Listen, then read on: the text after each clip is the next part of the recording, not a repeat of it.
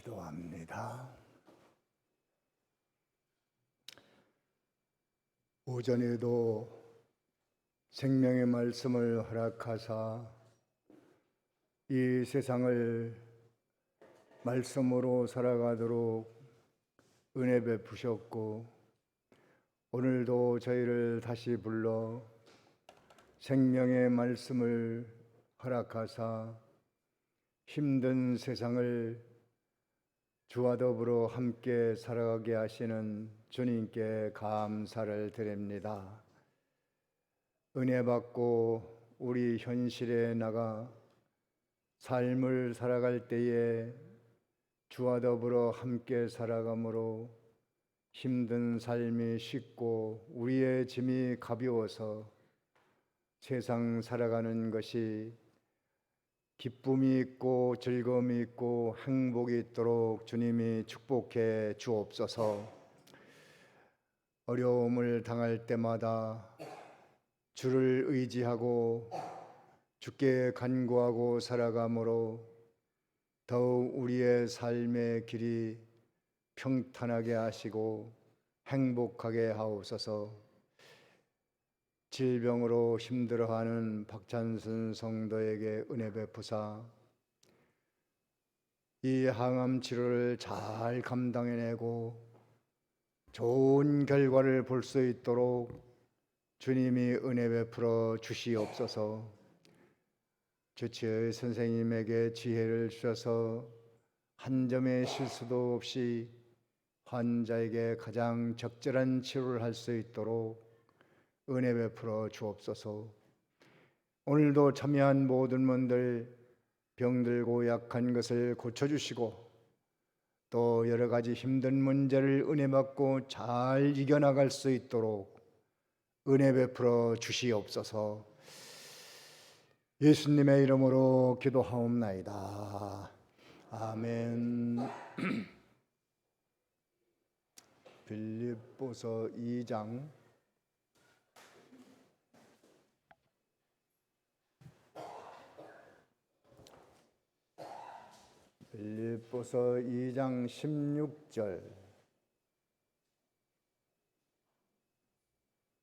16절 한 절만 다 같이 함께 읽습니다. 시작.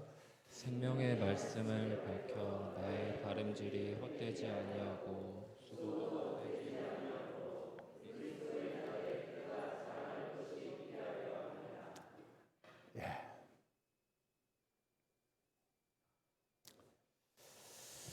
구원을 이루면 어떤 결과가 오는가? 12절에서 14절까지는 구원을 이루라, 어떻게 이루어야 하는 것을 가르쳐 주셨고, 15절부터는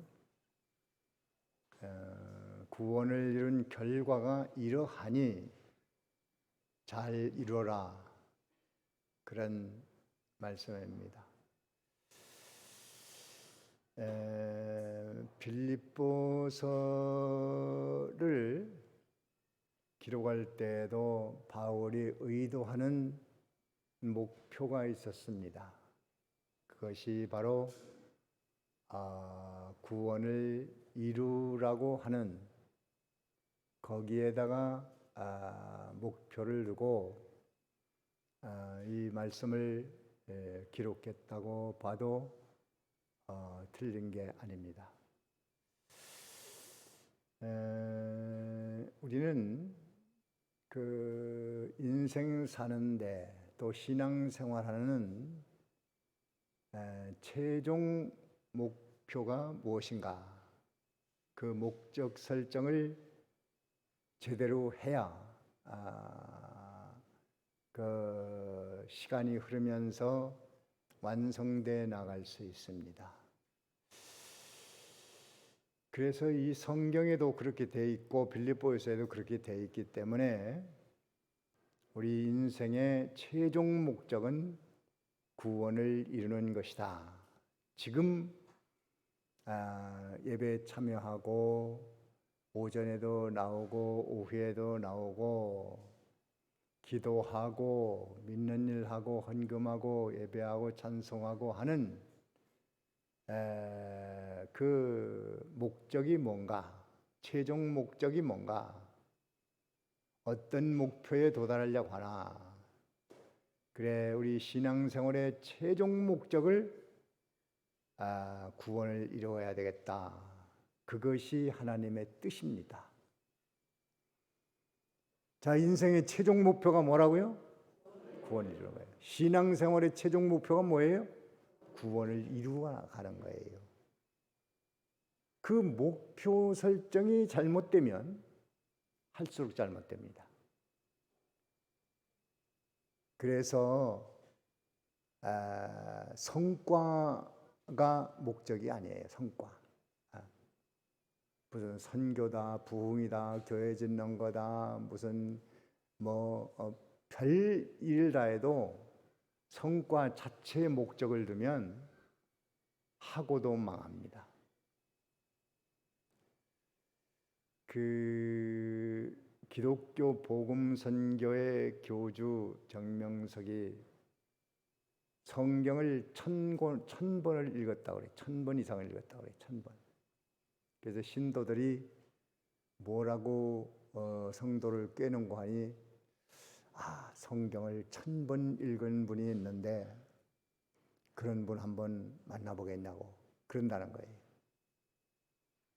그래요? 성경을 1000번이나 읽었대요? 호기심에서 가지고 가면 교주를 만나게 해준다는 거예요. 성경을 읽는데 목표가 있는 게 아니에요. 1000번, 2000번 읽으면 뭐랍니까? 답은 내가 하나님이다. 이거 나왔거든. 그러니까 목표 설정이 잘못된 거예요. 성과는 좋죠. 1000번 읽으면 잘 읽는 거 아닙니까? 그런데 거기다 성과의 목표를 두고 해봐야 하고도 망합니다. 이거 잘 알아야 돼요. 열심히 하고 부지런히 하고 힘써서 하고 목숨 바쳐 했는데 목표가 잘못됐어. 해놓고도 망할 수밖에 없어요. 우리 신학교 학생도 하나가 천독을 했다고 그래. 천독. 그래서 어떻게 천독을 읽었어요? 그러니까 맨날 성경을 읽어요. 읽는 외워. 한 절을 하루에 한 절 읽는다면 그걸 100번을 외운대. 100번. 그 한 절 가지고 100번 하면 그거 성경 끝까지 읽으면 백독을 한 거 아니겠어요? 그게 항상 중얼중얼 외우고 다녀요. 그런데 뭐가 조금 안 되면은 쌍시자를 막 써요. 그래서 저분이 성경 천독했다는데 왜 저랬지? 그러면서 그걸 자랑을 해요. 성과 좋잖아요. 근데 그게 목적이 되면 안 된다 이거예요. 교회 나와서도 직분 없는 게 목적에도 안 되고 그 일 감당하는 게 목적에도 안 되고 교사하는 것도 그게 목적이 돼서는 안 되고 다 그 신앙생활의 목표 설정을 제대로 해야 돼요. 그 목표가 뭐라고요? 구원을 이루는 거예요. 당신 외교에 나와서 구원을 이루라고 했지. 그렇게 답하면 정확한 거예요. 그걸 안 하니까 성과를 내기는 내는데 망하는 거예요. 물론 우리가 현실에 병들면 병낫게해서 기도도 해야 되겠고 하라고 했으니까 해야 되고 또 안 되면 안 되게 해달라고 기도하고 자녀를 위해서 기도하고 다 할 일이 많이 있죠. 근데 그 모든 것의 최종 목적은 정확히 해야 돼요. 그게 뭐라고요? 구원을 이루자. 사람 되자는 거예요. 사람. 어떤 사람? 예수님 같은 사람, 성경과 일치하는 사람, 하나님 같은 성품과 속성의 사람, 예수님 같이 온유 겸손한 마음, 그것을 목적으로 해야 지금은 좀 덜 됐어도 언젠가는 도달합니다. 저도 나이가 있지만 지금도 도달 못했어요. 가는 것뿐이지. 아쉬움이 많습니다. 애들을 기르는 것도 지금쯤 기르라고 하면 좀 더 잘할 수 있을 텐데 많이 후회되는 것이 있습니다. 그렇게 부족해요. 그러나 목적은 분명해요. 목적이 없으면 해도 잘못돼요. 그래서 여기 빌립보서에도 좀 유사한 말씀들이 많이 있습니다만 요 3장에 넘어가서 보면 빌립보 3장 한번 보세요. 3장에 보면 14절 다 같이 한번 읽습니다. 시작. 하여 그리스도 예수 안에서 하나님이 위에서 부르신 부름의 상을 위하여 달려가노라. 이 바울이 이 구원을 이루는 면을 표대라고 그랬는데 표대 예수님입니다. 예수님 표대는 예수님 바라보고 부지런히 표대를 향해 달려간다는 거예요. 그러니까 빌립보서가 이걸 말하고자 하는 거예요. 구원 이루어 나가는 그 면을 말하고자 하는 의도가 다 배어 있습니다. 표대를 모르면 어떻게 되겠어요? 갈수록 잘못되죠.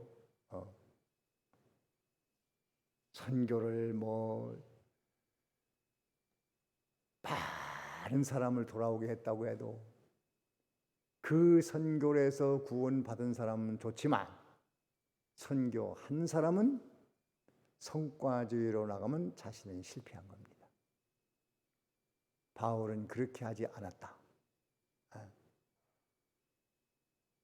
모든 게 마찬가지예요. 지금도 여러분들이 하는 게.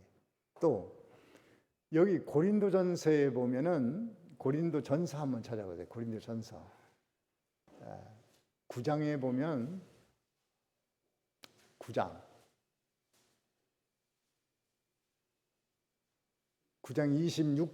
26절입니다. 26절 다 같이 읽습니다. 시작. 그러므로 나는 다름질하기를 한박 없는 것 같이 아니하고 싸우기를. 여기 봐요. 그러므로 나는 다름질하기를 뭐 없는 것 같이 향방 방향을 모르고 다름질하지 않겠다는 거예요. 같이 아니하고 싸우기를 허공을 치는 것 같이 아니하며 허공 치는 거 의미 없는 싸움을 하고 있다. 다름질 잘하면 뭐합니까? 목표를 모르는데. 오래전에 그 대전에서 전국체육대회가 있었어요. 그때 마라톤 경기하는데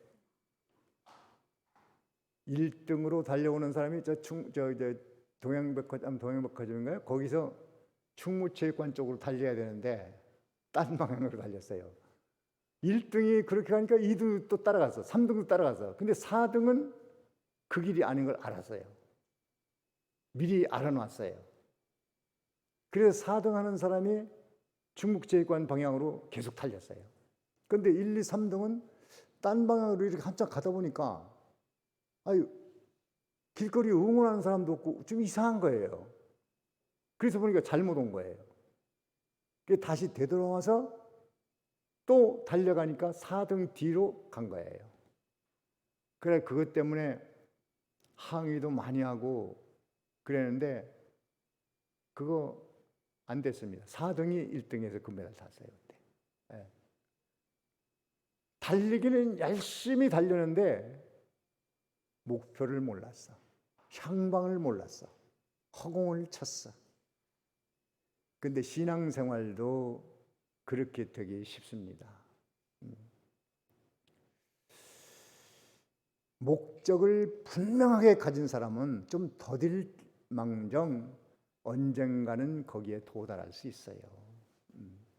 그걸 모르고 하면 어떻게 되겠습니까? 신앙생활이. 그러니까 공적을 세우고도 자기 자랑하다 망하고, 직분을 받고도 거드름 피우다가 망하고,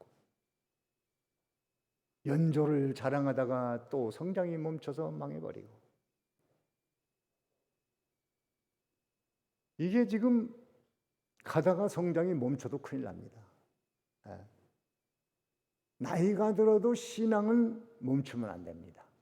자라나는 거 잘 갖고서 나이 들수록 점점 더 온유하고 겸손하고 선하고 참 예수님 같다, 닮았다. 참 우리 어머니는 예수님 같아. 우리 아버지는 예수님 같아. 예수 믿으려면 우리 어머니처럼 믿어야지. 어떤 분이 어머니가 돌아가셨는데 참 우리 어머니가 신앙생활을 너무 잘했다는 거예요. 어떻게 잘했어요? 그러니까 한 번도 누구 욕하는 것도 없고 싸우는 것도 없고 그저 손에다 돈을 들고 가다가도 누가 뺏어가면 그저 뺏기고 말고, 생전 그 사람 욕하는 것도 없고. 그때는 그게 못마땅했는데 어머니가 돌아가시고 나니까 참 어머니같이 신앙생활하면 세상에도 없다는 거지. 그래서 그것을 뭐라고 하느냐, 구원을 이룬 결과. 지난주에 뭐라고 그랬죠? 첫째가? 아니, 구원을 이룬 결과입니다. 결과. 15절에 뭐가 된다고 그랬죠? 빛이 된다고 그랬잖아요. 빛. 아니에요? 맞아요? 그 윗절에. 오늘 16절 하지요? 15절 한번 읽어봐야 되겠네요. 그럼 15절 읽어봐요. 다 같이 시작. 본문 15절입니다. 본문이 아니고 2장 15절. 시작.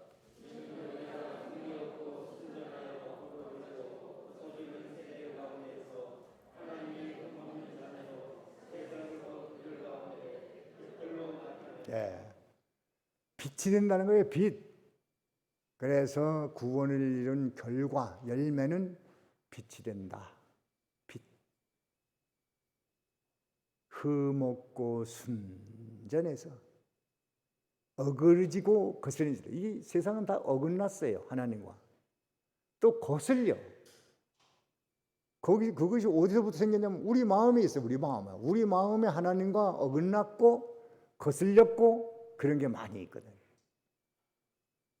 그런데 구원을 이루니까 순전하고 흠이 없어서 거스리는 거 다 걷어내고 거치는 거 다 걷어내고, 그렇게 되니까 세상 가운데 빛이 된다고 그랬잖아요. 빛. 빛은 사람들이 다 좋아합니다. 벌레, 곤충들도요, 저녁이 되면 빛이 된 빛을 비춰 그 빛을 따라서 다 모여들어요. 장사를 해도 잘 되고. 예수 잘 믿어보세요. 열매를 잘 맺고 구원을 잘 이룬 사람은 사랑하는 마음으로 좀 이렇게 하면은 안 될 게 뭐가 있겠어요. 어떤 사람이 제빵 공장을 하는데 제빵 기술자를 뽑는데 많은 사람들이 응모를 했대요. 그래서 당신은 빵을 어떻게 만들어야 만들겠냐고 물어봤다는 거예요. 전부 물어보니까 빵은 맛있게 하려면 설탕을 얼마나 넣어야 되고 뭘 얼마나 넣어야 되고 온도는 어떻게 맞춰야 되고 반죽은 어떻게 해야 되고 다 그런 기술적인 걸 얘기한다는 거예요. 다 틀린 얘기 아니죠. 다 맞죠. 그럼 오랫동안 빵 기술 배웠는데 그게 안 맞겠어요? 다 맞겠지. 근데 그 중에 한 사람이 뭐라고 하는 거 아니에요? 빵을 만드는데 가장 중요한 게 뭡니까? 그러니까 정성이라고 대답했대요. 정성. 그래서 그 사람이 합격을 했어요. 그래서 입사를 해가지고 그 사장한테 왜 나를 뽑았냐고 그러니까 빵 만드는 기술은 제빵 기술자로 응모할 정도 되면 기본적인 걸 다 한다는 거예요. 그런데 이게 정성이 빠져놓으면은 사람들이 먹는 음식인데 정성이 없이 하면 안 된다는 거지. 그래서 당신을 뽑았다. 그 사장이 사람 제대로 뽑았잖아요. 근데 그건 빵 만드는 기술이 아니고 인격이거든요. 성품. 바로 구원을 이룬다는 것은 그런 의미입니다. 제대로 돼가지고 장사를 해보십시오. 제대로 돼가지고 식당을 해봐요. 제대로 돼가지고 사업을 해봐요. 그게 안 될 리가 없다고 봐요. 그 인격적인 변화, 성장은 모든 사람에게 빛이 돼서 사람들이 모여들게 돼 있고 다 좋아하게 돼 있습니다. 대개의 사람들과의 갈등은 성격 문제라고 그러죠. 성격 문제. 부부간에도 이게 갈등이 있고 자꾸 문제가 생기는 것이 대부분은 성격 문제예요. 다 상대방의 성격이 못됐다 이거죠. 자기가 못된 건 모르고 상대방이 못됐다 이거예요. 신앙은 자기를 보는 거예요. 자기. 성경에 비판하지 말라고 그랬잖아요. 하나님께서 사람들에게요 비판 기능을 줬습니다. 비판, 판단 기능을 줬어요. 그래서 이렇게 판단하고 비판하면 옳게 할 수 있어요. 또 특별히 은혜를 받고 나면 남을 판단해도 정확히 판단할 수 있죠. 비판해도 정확히 할 수 있습니다. 똑똑해져요. 그런데 하나님의 비판 능력, 판단 능력을 주신 기능을 주신 이유가 있어요. 그게 뭐냐면 자기를 비판하고 판단하는 거예요. 자기. 누구를 비판해요? 자기 하라는 거예요. 자기. 너를 비판해라. 너 자신을. 너 자신을 비판해라. 너를 판단해라. 거기다 써먹으라고 하는 건데 이걸 엉뚱한 데다 써먹으니까 사람들이 볼 때 똑똑하다고 할지는 몰라도 등신입니다. 등신. 남을 판단하는 건 뭐라고요? 이게 자극적인 단어를 써야 머릿속에 들어오지 그러지 않으면 안 들어오니까 제가 좀 무식하게 말하잖아요. 그 점잖게 좀 말하지 목사가 말이지 말이에요. 등신이 뭐야 등신? 등신을 등신이라고 그러지 뭐라 그래 그럼? 그 등신이라고. 자기를 비판하고 판단하지 못하면 뭐예요? 등신이라고. 내가 등신 노릇하고 있구나. 그런데 세상은 다 그렇게 합니다. 여러분 정치 뉴스 보세요. 막 그냥 자기는 한 번도 비판 안 하고 자기는 다 옳다는 거지. 상대방 단만 막 못했다고 막 거품을 토하고 막 하고 막 그렇습니다. 애들이 다 그걸 봅니다. 그런 성품이 만들어집니다. 초등학교 2학년인가 아들이 뭘 잘못하면 아버지가 자막대기로 손바닥을 몇 대 때려준대요. 그런데 한 번은 눈을 똑바로 뜨고 때리지 말라고. 나를 때리는 것은 불공평입니다. 아버지한테 막 그러더래요. 불공평이라고 그러더래요. 뜨끔한 말을 하죠. 이게 공격하고 비판하고 비난하고 판단하고 이런 능력은 막 세상이 다 길러주는데 자기를 비판하진 않아요. 자기를 판단하진 않아요. 그래서 비판 능력, 판단 능력, 정죄할 능력을 하나님이 우리 속에 기능으로 주셨는데 은혜를 받고 믿음의 사람이 되면 구원을 이루면 누구를 비판해요? 나를. 누구를 판단해요? 나를. 누구를 책망해요? 나를. 그 정도 되면 참 많이 성숙한 사람입니다. 예수님 닮은 사람이에요. 하나님 닮은 사람이요. 이런 사람 좋지 않습니까? 그런 사람하고 같이 있으면 얼마나 좋겠어요. 그럴 남편이 되면 너무 좋고 그럴 아내가 되면 너무 좋고. 근데 이게 누가 나를 비판하면 그 기분 나쁘고 싫거든요. 나는 비판받기 싫어. 자기가 자기도 비판 안 하니까. 자기가 자기를 비판하는 사람은 남이 비판해도 웃음으로 넘길 수 있어요. 아, 그래. 내가 그런 게 있지. 그래, 내가 좀 부족하지. 넉넉하게 소화해낼 수 있는 대단한 사람이 됩니다. 구원을 이루는 것은 추상적인 것도 아니고 비현실도 아닙니다. 우리의 현실이고 또 내가 당장 문제 해결하는데도 절대로 필요한 게 구원을 이루어가는 거예요. 교회에서도 여기다 초점을 맞추지 않고 뭐 선하게 살라 도덕적으로 살라 그런 얘기 하긴 하지요.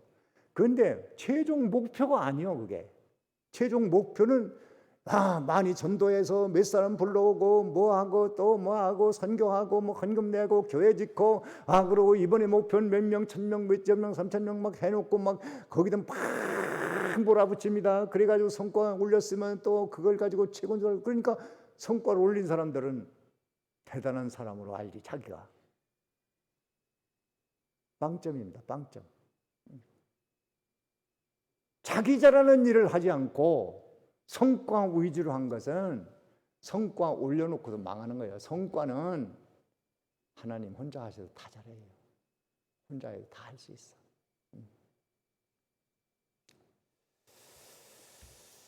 이거 뭐 서론하다가 시간이 다 갔는데 오늘 이거 두 번째 성과는 그리스도의 날에 자랑할 것이 있다는 거예요. 자, 구원 이루는 결과 첫째가 뭐라고 그랬죠? 빛이 된다. 빛 때문에 하나님께서 그 빛 꺼질까 봐 뭐 기름도 대주고 뭐 바람도 막아주고 다 할 거 아니에요? 하나님의 권고가 거기 따라요. 권고가 빛이 된다는 것은 다 성공할 수 있습니다. 두 번째 구원 이룬 결과는 뭐라고요? 다 같이 그리스도의 날에 자랑할 것이 된다. 자, 그리스도의 날에 자랑할 것이 돼요. 자랑.